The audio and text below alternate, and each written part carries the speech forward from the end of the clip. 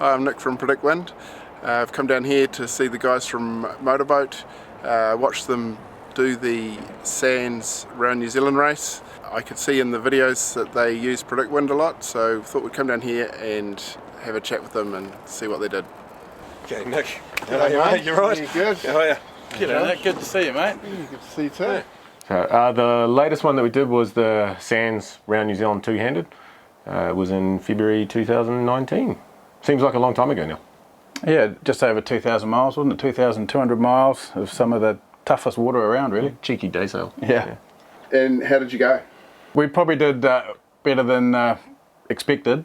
The good thing is we can look back on our track and there's really, there's no places where we felt we lost any time, or there's really no improvements we could have made on how we actually put the boat around the track, right? Yeah, we're pretty happy with all the decisions we've made most of the time, and those decisions are made from all sorts of things. Our own knowledge, a huge part comes in from the weather and the routing information from PredictWind. That combined with how we're positioned against the fleet and just general, I guess, almost inshore tactics sometimes, and offshore, and all of it together. And I'd like to think most of the time we kind of get just it really right. Positioning yourself on the right side of the fleet to make gains on certain shifts and things like that, So it's all about gaining leverage on, certain points, getting on the inside shifts, getting inside on the corners, right? Did a lot of that.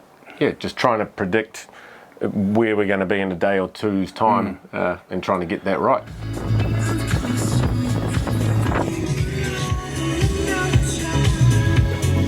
Punch the sky, go on.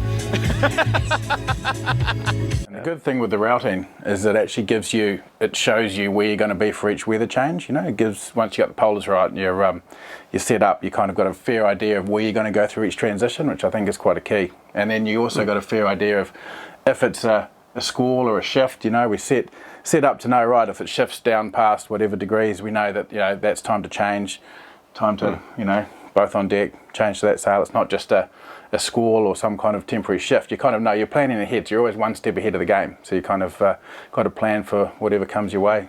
As you can see, there's something lacking right now. Wind, yep. And enthusiasm.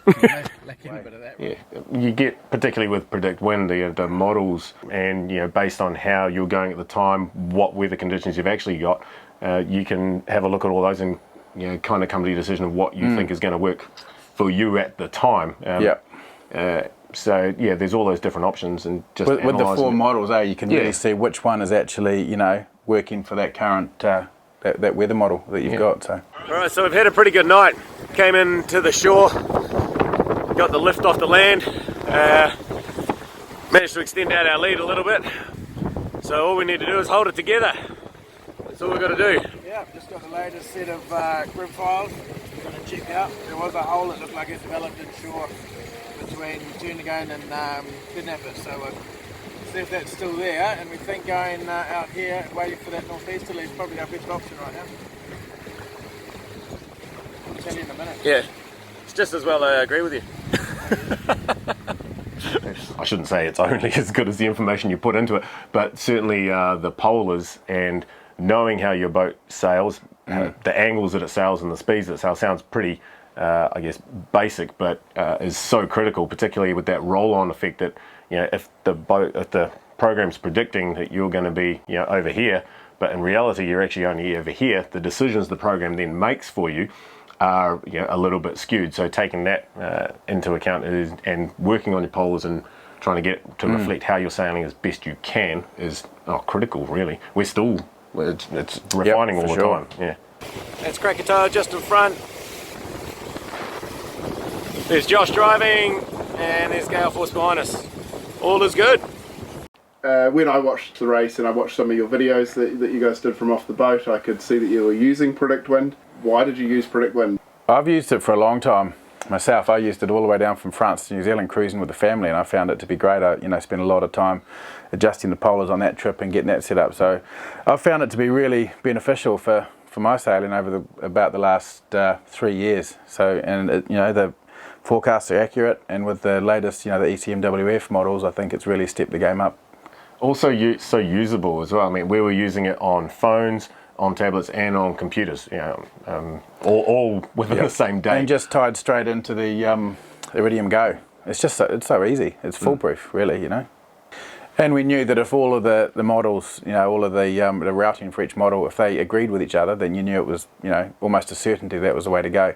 If they were pretty far apart, it meant the wind models disagreed slightly, then we'd have to really start to look at, you know, which options we thought were best. And there was a lot of info we put into that, you know, currents, sea states, geographical effects, you know, so it was quite a lot to think about there. It was a full weather analysis, everybody happier.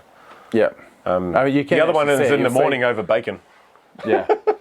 Actually. We did. 7 and 7 was the time we all got together to have our breakfast. All of us. All of us, yeah. The whole crew. Whole crew. The whole crew got together.